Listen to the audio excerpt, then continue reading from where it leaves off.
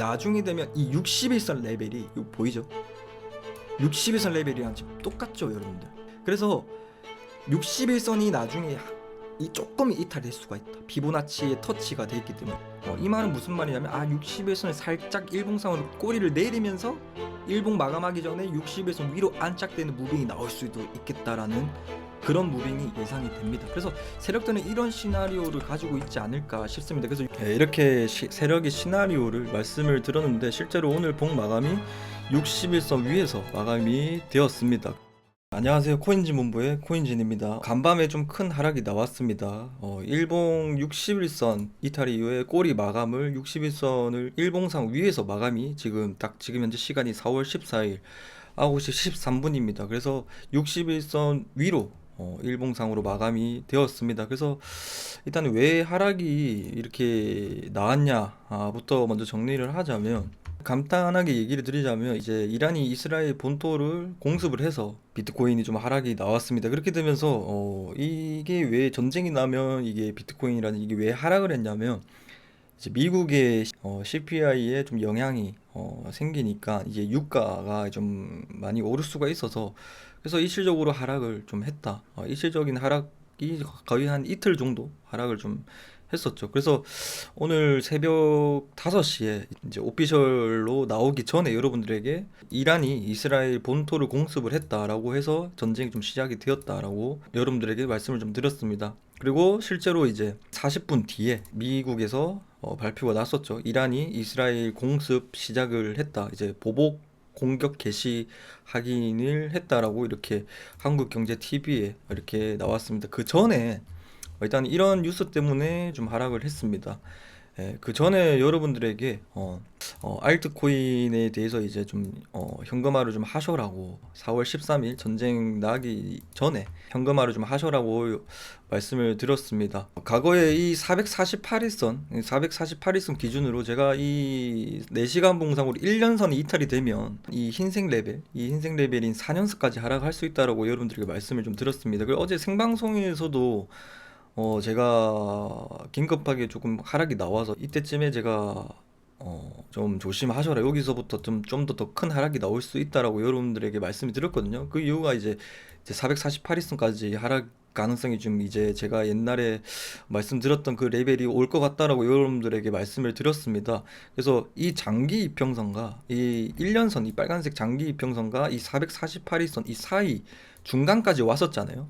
이제 이거는 오늘 나온 거고, 지금 이 캔들이 어제 나온 하락분이거든요. 그래서 어제 나왔던 이 하락분에 대해서 중간 정도에 대해서 이 하락이 나오면 이 448일선까지 온다라는 얘기거든요. 그래서 저는 좀 확실하게 하락에 대해서 가능성을 좀 더 크게 보고 있었습니다. 그래서 이 1년선과 448일선 이 지점 가운데 정도로 내려오면 이 448일선까지 내려올 가능성이 높다라고 보고 있었습니다. 그래서 좀 하락에 대한 베팅을 좀 강하게 보고 있어서 저도 조금 숏 포지션을 좀 진입을 했었습니다. 그래서 실제로 오늘 4월 14일 이제 새벽 3시에 이제 손절 라인을 좀 잡고 60K까지 숏을 잡았다라고 여러분들에게 말씀드렸는데, 새벽 3시면 이제 1시간 봉으로 보면, 그래서 66.7K 때 59K에서 60K에서 만납시다 뭐 하면서 다른 분들은 66K가 무적이다라고 이렇게 생각을 하고 있을 때,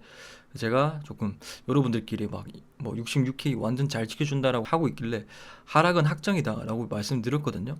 살려줄 때 살 수 있는 분들은 사라라고 말씀을 좀 드렸고, 그래서 한 번 더 여기서 또 1분 뒤에 단기 지지 라인이 이제 보수적으로 59K, 60K까지 정말 너무 확실해 보인다라고, 거기까지는 정말 확실해 보인다라고 오늘 새벽 3시에 말씀을 드렸는데, 실제로 이제 반응 선물에서 정확하게 오늘 실제로 이 봉에서 59.6K까지 하락을 했습니다. 예. 그래서 제가 이렇게 말씀드린 내용처럼 그대로 가격이 왔고 실제로 이렇게 59.6K까지 하락을 했습니다. 그래서 2시간 뒤에 64.9K에서 59.6K까지 하락을 하였습니다. 그래서 여러분들에게 이런 내용을 말씀을 드렸고, 실제로 저희 단톡방에서 그때 보신 분이 조금 주신 부분인데 제가 좀 장문으로 적어 달라고 했거든요. 유튜브용으로 한번 써겠다고 해서. 그래서 장문으로 한번 더 써주신 내용인데 읽어보자면 뭐 진짜 59K 갈까 솔직히 반신반의했는데 뭐 여기 거의 6개월 정도 1년 정도 있는 동안 계속 맞춰서 신기했지만 저는 그냥 업비트 무한 존버했습니다. 방향 맞추실 때 그냥 아 떨어지겠구나 해도 존버를 했었는데 그래서 선물로 와리가리 하다가 반 정도 잃고 잃다가 오늘 새벽에 열받아서 50배 숏을 박았다라고 합니다. 그래서 350%인가 먹고 나왔네요. 이제 그러면서 뭐 2시간 만에 일어난 기적입니다. 이제 제 그거를 보고 50배를 박았대요. 그러면서 반장님의 이평선은 가학입니다. 뭐 하면서 현물은 존버하다가 수익 다 뱉어냈지만 선물 입금 대비 2배 가까이 만들어서 기분 좋다라고 해서 이렇게 현물이 떨어진 것만큼 선물로 이제 해칭으로 조금 돈을 좀 렌징을 하셨다라고 하더라고요. 그 다음에 이 비트코인이 이제 제가 10일 전에 올려드렸던 영상인데 비트코인이 4월 뭐 10일 날 역대급 큰 거 온다 이제 비트코인 손익비 좋은 인생 타점이라고 얘기를 하면서 말씀드렸던 내용인데 딱 지금 첫 인트로 영상을 보시다시피 지금 오늘 일봉 마감이 61선 위에서 마감이 되었습니다. 그 꼬리를 61선 이탈이 되고 그 위에서 마감이 될 것이다라고 여러분들에게 미리 손익비가 좋은 자리다라고 여러분들에게 말씀을 좀 드렸거든요. 그 영상을 한번 보시기 전에 인트로 영상에서도 이미 보셨겠지만 한 번 더 여러분들에게 보여드릴 건데 그 개념을 한번 말씀드릴게요. 일단은 1월 달에 큰 하락이 나왔잖아요. 이 나왔던 이유가 이제 요때가 이제 현물 ETF 승인이 날 것이다라는 기대감으로 상승을 했고 실제로 현물 ETF가 이제 승인이 되고 난 다음에는 하락이 나왔습니다. 이게 비트코인이 뭐 5만 불에서 3만 8천 불까지 마이너스 20% 정도에 대한 하락이 나왔는데 이때가 어떻게 보면 지금의 돌이켜 보면 결과론적으로 손익비가 제일 좋은 자리였잖아요. 어떻게 보면 제일 공포인 자리이기도 하죠. 그래서 이 61선을 지켜줘야 61선을 여기서 지켜줘야 좀 긍정적인 차트다라고 말씀드렸죠. 그 이유가 한 번 더 저 영상에서도 말씀을 드렸는데 좀 복귀 차원으로 한 번 더 말씀을 드리자면 61선이 여기는 이탈이 되었는데 여기서는 61선이 이탈이 되면 조금 더 안 좋다라고 말씀을 드렸거든요. 그 이유가 왜냐하면 이때는 61선이 이탈이 된 거는 매도세가 어때요? 매도세가 강하게 나왔다는 얘기잖아요. 그죠? 매도세가 강하게 나왔고 이때는 61선 이 마감이 정확하게 61선 위에서 마감이 됐거든요.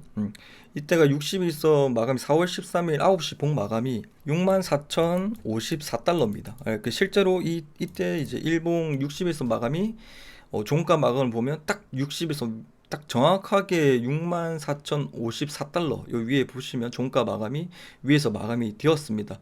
위에서 마감이 되었고 이렇게 되었다는 얘기는 이때는 61선에 대해서 이탈이 되었고 이때는 61선 위에서 마감이 되었으니까 매수세가 어떻다?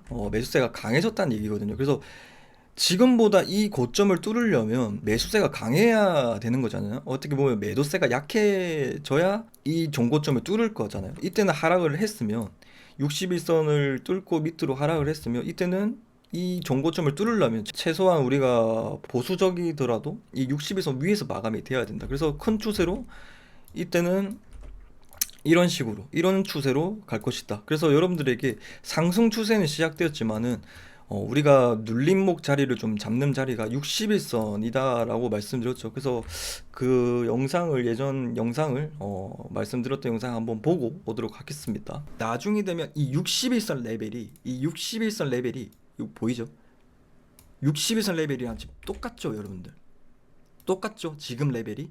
그래서 61선이 나중에 이 조금 이탈될 수가 있다. 피보나치의 터치가 돼 있기 때문에 지금 어떻게 보면 이 61선이 6266달러거든요. 근데 피보나치 수치는 6279입니다. 그래서 지금 피보나치가 조금 더 위에 있죠. 그러면 이 말은 무슨 말이냐면 아 61선을 살짝 일봉상으로 꼬리를 내리면서 일봉 마감하기 전에 60에서 위로 안착되는 무빙이 나올 수도 있겠다라는 그런 무빙이 예상이 됩니다. 그래서 세력들은 이런 시나리오를 가지고 있지 않을까 싶습니다. 그래서 이렇게 세력의 시나리오를 말씀을 드렸는데 실제로 오늘 봉 마감이 61선 위에서 마감이 되었습니다. 그래서 지금 이 추세가 이런 식으로 형성이 되고 있다. 그래서 지금의 눌림목 형성이 타점이 제일 좋은 라인이 왔다라고 생각하시고 지금 거의 인생 타점이 왔다라고 보시면 되겠습니다. 그래서 지금 뭐 제가 현금화를 하신 분들 같은 기준은 저도 이제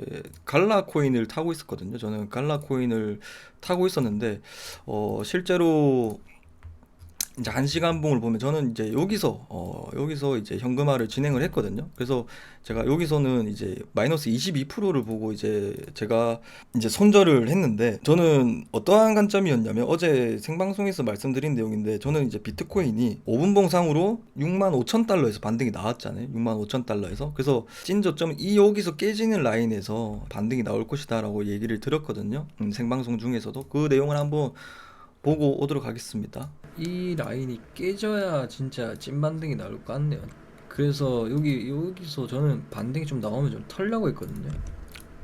근데 여기선 반등이 안 나올 것 같고 여기 찍고 난 다음에 여기서 이렇게 반등이 나오면서 이제 털 사람 털어야 되는데 그래서 이 무빙에서 여기선 저는 더 큰 하락을 본다라고 아까 소두에 말씀드린 내용처럼 좀 더 큰 하락이 나올 거라고 말씀드렸잖아요. 왜냐하면 4시간 봉상으로 제가 손익비가 좋은 자리다라고 말씀드렸던 자리가 이제 곧 나올 것이다라고 말씀을 드렸잖아요.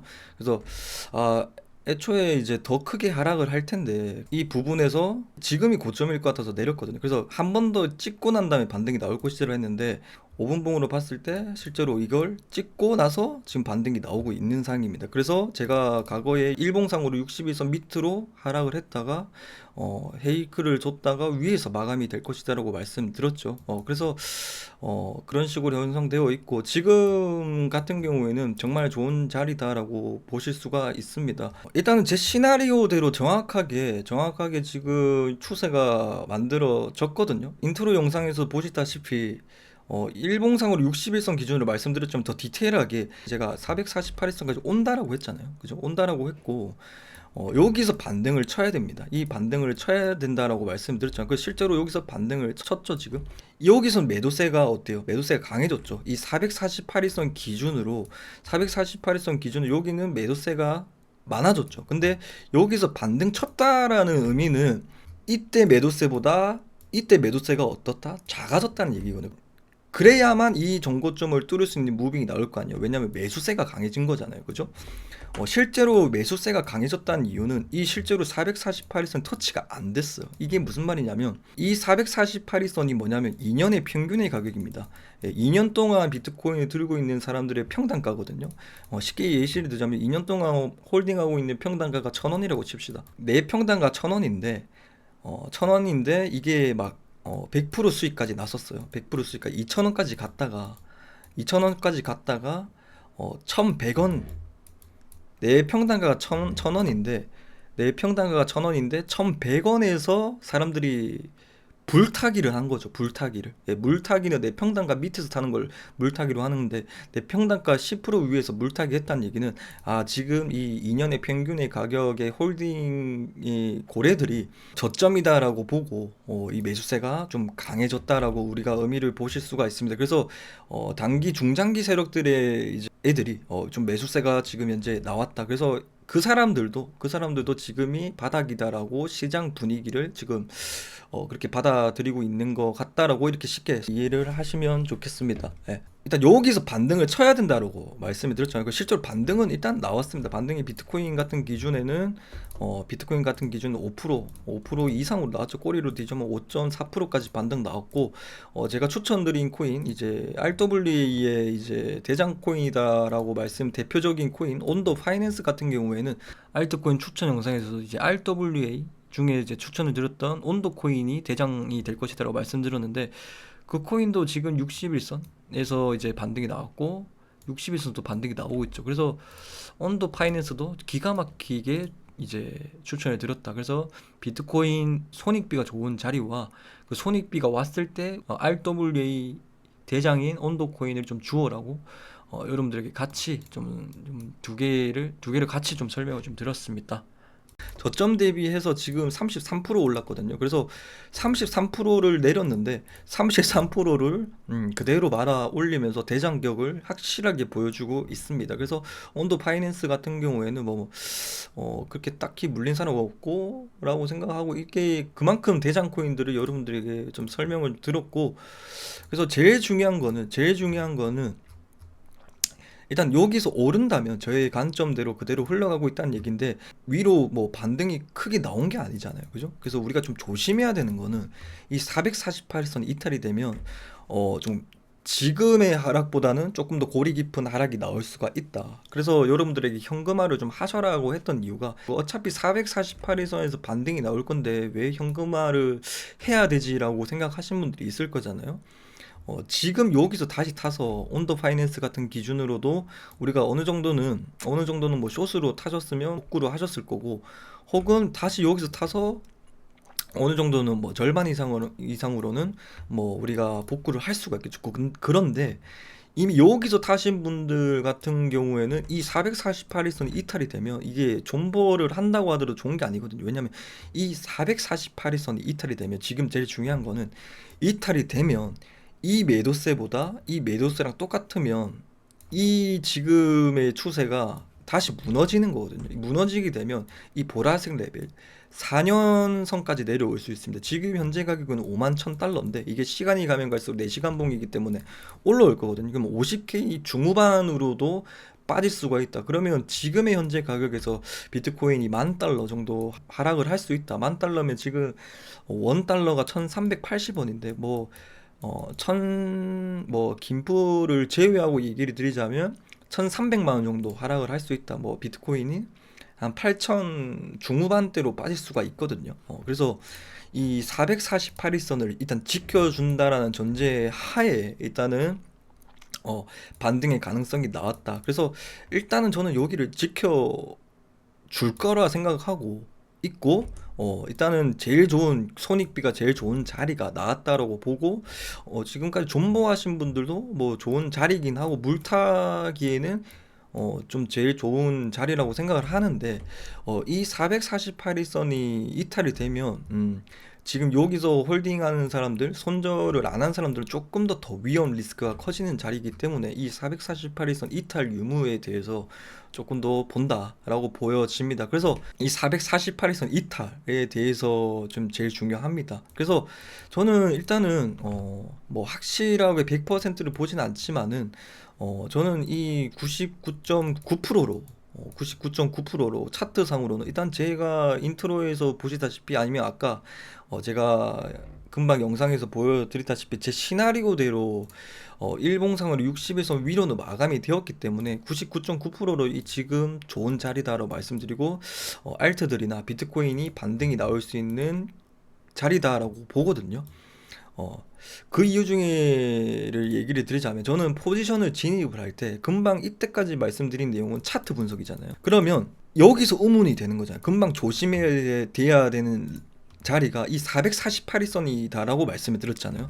이 448일선의 지지에 대해서 기본적으로 깔고 여기서 찐반등이 나오고, 확실하게 우리가 진짜 비트코인이 제가 단기적으로 말씀드린 레벨이 1억 3천에서 1억 7천까지 이제 달러로 보면 11만 달러까지 저는 상승을 할 것이라 보고 있거든. 지금 원 달러 기준으로는 1억 5천까지 상승에 대해서 마지막 눌림목 자리라고 생각을 하거든요. 그렇지만은 이 448일선이 지지를 안 하냐라는 거는 차트 분석으로는 알 수가 없습니다. 그래서 매크로적인 관점에서 저는 이제 포지션에 대해서 이 448일선 지켜주냐 안 지켜주냐라는 거를 우리가 볼 수가 있거든요. 그래서 이때도 이제 아까 현물 ETF가 이제 승인이 되고 난 다음에 올랐잖아요. 왜 근데 올랐을까요? 차트상으로는 이 448일선이 깨졌다는 얘기는 896일선까지 온다는 얘기잖아요. 이때 상황에서는. 근데 이때 상황 이게 여기까지 안 올 가능성이 높냐라는 거는 매크로 관점으로 봐야 되는 겁니다. 그래서 저는 차트 이제 포지션을 진입할 때는 차트 분석 50%, 차트는 올라갈 것 같은데 미래 분석에도 올라갈 수 있느냐. 그래서 그 차트 분석과 플러스 미래 분석이 올라간다라는 분석이 나왔을 때 저는 100%로 보고 있습니다. 그래서 제가 비트코인 최저점이랑 최저점 가격이랑 최저점 시기를 정확하게 맞춘 이유가 이 차트 분석과 미래 분석이 맞았기 때문에 제가 비트코인 최저점 레벨과 최저점 시기까지 정확하게 맞춘 이유거든요. 그래서 이때는 예시를 두자면 비트코인의 반감기가 코앞에 있고 수요가 많아지냐 안 많아지냐라는 게 중요하잖아요. 그러니까 수요와 공급이 중요한데 공급은 어차피 반감기가 시작이 되면 공급은 줄어들기 때문에 공급에 대한 희소성은 생길 거고, 수요는 현물 ETF가 승인이 되고 난 다음에는 수요가 많아질 거잖아요. 그래서 여기 수요가 많아지니까 여기까지 내려올 가능성이 매우 작겠구나라고 생각을 해서 저는 여기서 비트코인이 크게 상승할 것이다라고 봤거든요. 그래서 매크로 관점에서 말씀드리자면 지금 현재 아까 말씀드렸다시피 이스라엘이랑 이제 이란이 이제 중동 전쟁, 5차 중동 전쟁 때문에 이제 유가가 오를 수가 있잖아요. 왜냐면 미국 금리 인하가 언제 이루어질까라고 이제 연준 파월 의장이 데이터를 좀 더 봐야 된다 했는데, 이게 중동 전쟁이 터져버리면 이제 유가 상승이 될 거잖아요. 그죠? 유가 상승이 될 건데, 그래서 지금의 비트코인의 하락이 나왔던 이유가 이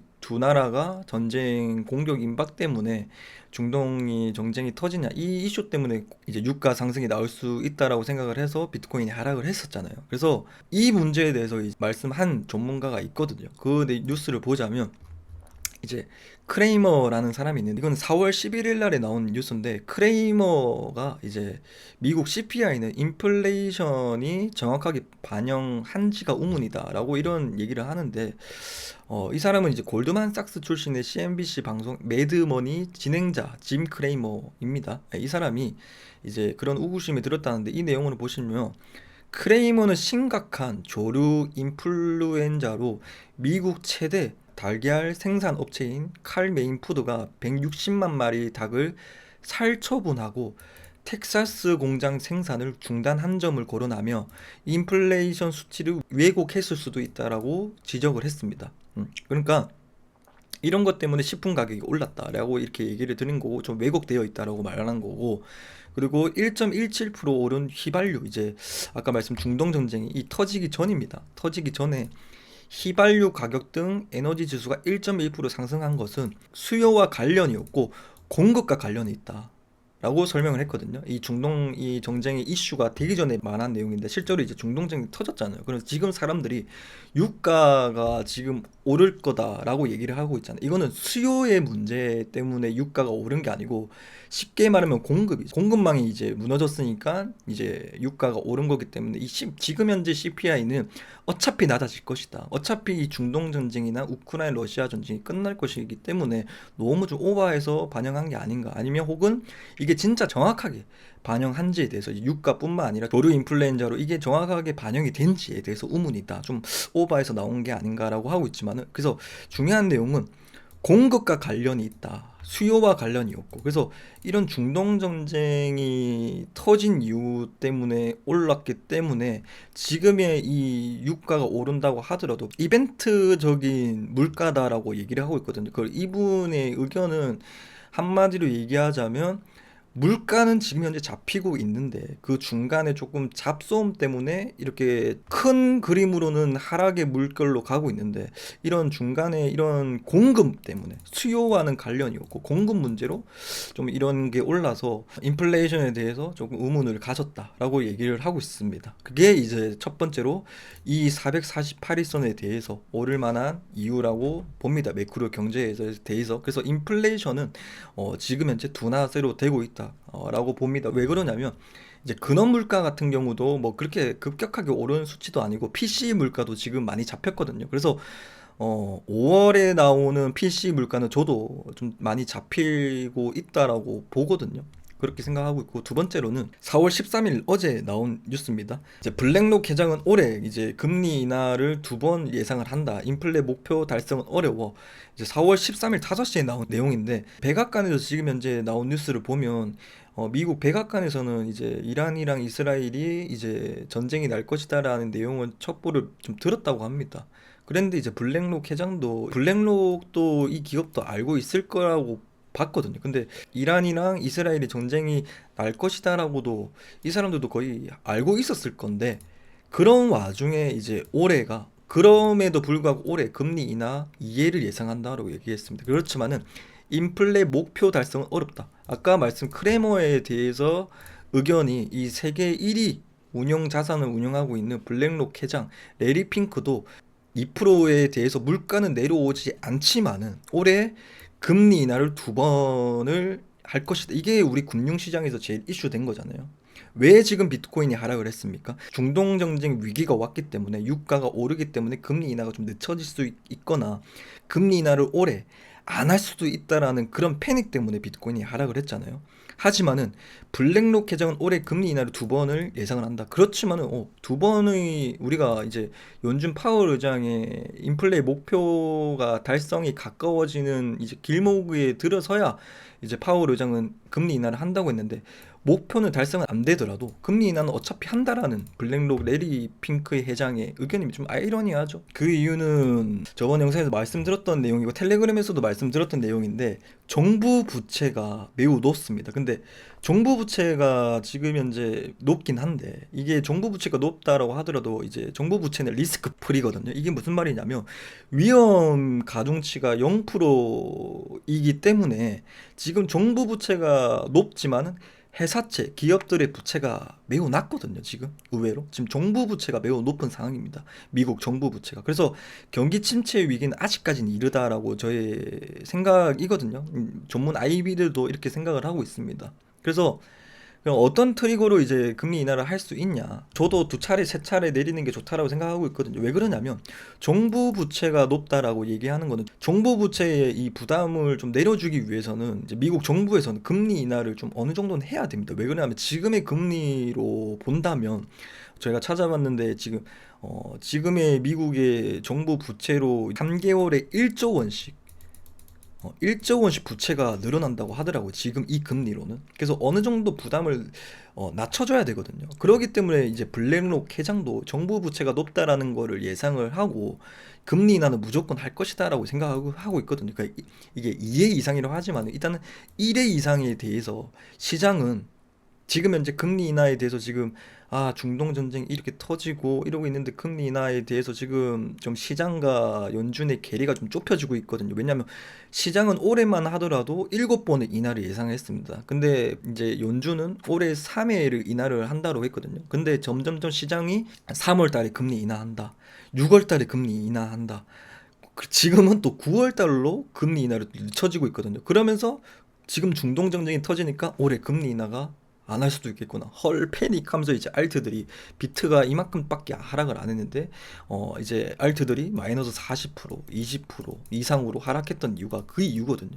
그렇지만은 지금 시장은 올해 금리 인하 없구나 큰일 났다라고 생각하겠지만은 한 번의 인하가 보험적 금리 인하가 엄청난 시장에게 더 와닿을 것이다. 왜 그러냐면 지금 딱 분위기를 그렇게 만들었어요. 왜냐면 모두 다 금리 인하에 대해서 한다라고 생각하면 그게 선반영이 나오거든요. 그런데 서프라이즈로 선물로 갑자기 금리 인하를 갑자기 한다라고 생각하면 이 상황에 한다고? 뭐야? 이렇게 하면서 시장은 기뻐할 수 있는 그런 이제 그림자 금융 세력들이 이제 그런 식으로 분위기를 지금 만들고 있지 않나라고 저는 그렇게 생각을 합니다. 그리고 세 번째로는 이제 6월 달에 이제 금리를 ECB에서 6월 달에 인하를 시사를 하고 있습니다. 이제 미국 같은 경우는 어느 정도 늦춰질 수 있다는 의견에 대해서는 동의합니다. 그렇지만은 이제 유럽 중앙은행 기준금리 등 주요 정책 금리를 동결을 하면서도 이제 동결을 했거든요. 근데 6월 달에 금리 인하를 가능성을 시사했다. 왜냐하면 인플레이션 재반등 우려로 인하 신중론이 제기되고 있는 미국 연방준비제도보다 먼저 인하에 나설 수 있음 도 예고했다. 왜 그러냐면 향후 2달간 이제 큰 인플레이션이 나타나지 않을 경우에는 6월 금리 인하가 확정적으로 보인다. 라고 이렇게 말을 했고 ECB에서는 통화정책 결정문 성명을 통해 인플레이션이 목표치에 지속적으로 수렴한다는 확신을 갖는다면 이제 통화정책 제한 수준을 조금 낮추는 게 적절하다. 뭐 급격하게 내리는 것보다 어느 정도 뭐 유럽에서도 조금 부담을 좀 내려준다라는 그런 의미거든요. 왜냐면 실물 경제가 너무 안 좋으니까. 그래서 어느 정도 금리 인하를 한다라고 이렇게 ECB에서 6월 달에 인하를 한다라고 나와 있습니다. 일단 비트코인 반감기가 이제 다다음 주 그죠? 4월 22일로 예상을 하고 있는데 지금 비트코인 옵션 시장에서는 지금 비트코인을 이제 옵션 시장은 뭐냐면 이제 긴 프레임으로 이제 몇 개월 안으로 3개월, 6개월 뭐 이런 식으로 이제 옵션을 걸 수가 있거든요. 이제 롱으로 걸 것이냐, 뭐 숏으로 걸 것이냐, 이제 하락에 베팅할 것이냐, 상승에 베팅할 것이냐. 거기에 대한 이제 평균의 수치가 나왔는데 반감기 전에 약세다라고 보고 있고 옵션 시장은 반감기 이후에 강세 베팅, 그 다음에 장기 베팅도 강세 베팅이다. 그래서 저도 이 내용에 대해서는 동의합니다. 왜 그러냐면 비트코인 현물 ETF가 될 것이다라고 기대감을 가지고 상승을 했잖아요. 근데 현물 ETF가 실제로 되니까 이 선반영으로 잠시 조정이 나옵니다. 그런데 왜 이렇게 다시 한 번 더 비트코인이 3월 10일 날에 비트코인이 1억을 찍었습니다. 왜 그럴까요?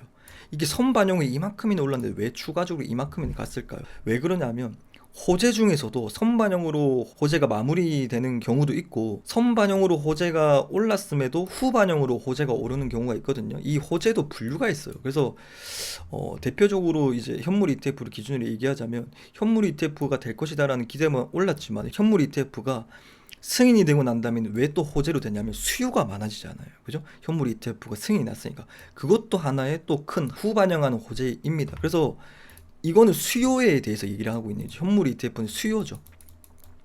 그러면 이제 이 과거의 현물 ETF를 보고 이제 사람들이 뭐 여러분들도 조금 제일 궁금하신 내용이죠. 이제 반감기 이후에 하락이 나오냐, 뭐 상승이 나오냐. 이 과거의 이제 데이터를 보고 얘기를 드리자면 이제 공급에 대한 내용이죠. 공급에 대해서 얘기를 드리자면 반감기죠. 반감기 기대감으로 올랐다가 그죠? 반감기 이전으로는 사람들이 조금 이제 이 내용을 알고 있거든요. 반감기 이후에는 조금 더 하락이 나올 것이다. 뭐 그렇게 보고 있죠. 그 때마침 또 중동 전쟁이 나오니까. 근데 이 비트코인이라는 게 이제 공급이 절반으로 줄어들면 이 비트코인이 원래는 채굴이 6개 됐으면 3개로 줄어들었거든요. 그러면 이 수요는 점점 많아지고 공급도 절반으로 줄어들 거잖아요. 4월 22일 날에. 그렇기 때문에 이 반감기의 기대감을 올랐던 게 반감기가 되고 난 다음에는 살짝 현물 ETF 좀 이렇게 조정이 나오겠지만 지금 이 조정도 지금 어느 정도 선 반영되어 있다고 보거든요. 이 지금 반감기가 되고 난 다음에 이후죠. 그 다음에는 어느 정도 정착을 가지고 반감기 이후는 비트코인 현물 ETF처럼 상승할 확률이 높다. 그래서 여러분들이 지금은 조정과 하락이냐라는 기준으로에서는 조정입니다. 그래서 조정과 하락의 차이는 이렇게 올랐다가 이 장기 이평선이 이렇게 되어 있어요. 이렇게 상승을 했어요. 상승을 해서 이렇게 내리는 거는 조정이고 이렇게 내리는 거는 하락입니다. 그래서 오늘 말씀드린 것처럼 이 4시간 봉상으로 448일선이나 일봉상으로 60일선 부분이 이렇게 올랐던 거 여기서 지지를 받는 거는 조정의 일부분입니다. 그래서 이 부분에서도 똑같이 조정이고 조정이다라고 말씀을 드리는 겁니다. 아무리 여러분들이 좀 의아해 하시겠지만 이 이평선을 쓰시면 여러분들의 수익률 마이너스를 보지 마시고 이 이평선을 보셔야 됩니다. 그래서 조정인지 하락인지에 대해서도 우리가 알 수가 있습니다. 그러면 지금 현재 이게 조정이 되려면 여기서 지지를 해줘야 된다는 얘기죠. 그래서 여러분들이 이 비트코인이 뭐 고점 대비해서 22%가 하락을 하면 모두 다 하락이라고 외치죠. 근데 이 이평선을 쓰시면 여긴 조정이구나. 조정이구나 볼 수가 있는 거죠. 그래서 여러분들이 비트코인이 1억이 갔다가 지금 이 비트코인도 17% 하락을 했으면 사람들이 이제 하락이 시작이다라고 보시는 분들이 100명 중에 50명 이상은 될 거잖아요. 그래서 확실하게 근거가 여기서 조정이다라고 외칠 수 있는 근거가 이러한 자기만의 기준이 명확해야 여기가 하락이 아니고 조정이다. 이 부분을 지켜준다라면. 그래서 차트 분석에서는 448일선에서 반등이 나왔잖아요. 그죠? 일봉상으로 60일선에서 반등이 나왔잖아요. 그런데 60일선을 지켜줄 것인가 혹은 4시간 봉상으로 448일선을 지켜줄 것인가 라는 얘기는 미래의 방향성에 대해서 분석을 해야 미래에 우리가 좋은 호재가 있으면 비트코인이 여기서 올라가는 거잖아요. 그래서 오늘은 비트코인 반감기와 미국의 보험적 금리 인하 1회나 2회 정도는 무조건 할 것이다. 왜 그러냐면 미국의 정부 부채가 높기 때문에 그 부담을 안겨주기 위해서 혹은 미국 정부와 미국 연준이 곧 11월 달에 대선을 앞둔 공화당 트럼프 대선에 대해서 조금 악영향을 좀 끼칠 거라고 생각하거든요. 왜냐하면 연준과 정부는 한 팀이라고 생각을 하기 때문에 그래서 어느 정도 힘을 조금 연준에서는 미국 정부에게 어느 정도 힘도 올려주겠고, 금리 인하를 하게 되면 어느 정도 이제 실물이 좀 살아날 거 아니에요, 실물 경제가. 그러면서도 미국 정부에 대해서 부채 한도 부담도 조금 줄어들면서 향후 4월에는 제가 항상 강조드린 내용인데, 4월에는 기회장이다 기회장이다라고 말씀드린 내용이 이러한 내용입니다. 그래서 5월 PC 물가에 대해서는 어느 정도 잡힐 거라 보거든요. 이 CPI에 대해서는 사람들이 나중에 어떻게 시장이 반응할 거냐면, 이 중동 정쟁 때문에 이 크레이머에 대한 내용처럼 지금은 수요 때문에 우리가 물가가 오른 게 아니고 공급에 대해서 물가가 오른 거기 때문에 좀 CPI가 이거를 믿지 말자, 근원 CPI를 보자라고 나중에는 나올 겁니다. 그래서 변동성이 크거든요. 그래서 근원 물가를 보는 이유가, 근원 PC 물가를 보는 이유가, 미국 연준에서 통화 정책을 정할 때 근원 PC 물가를 보거든요. 근원 PC 물가가 지금 2.8%까지 내려왔거든요. 그래서 연준의 목표치 까지는 지금 내려왔거든요. 그래서 근원 물가라는 얘기는 이제 변동성이 높은 이제 식품 가격과 에너지 가격을 뺀 거거든요.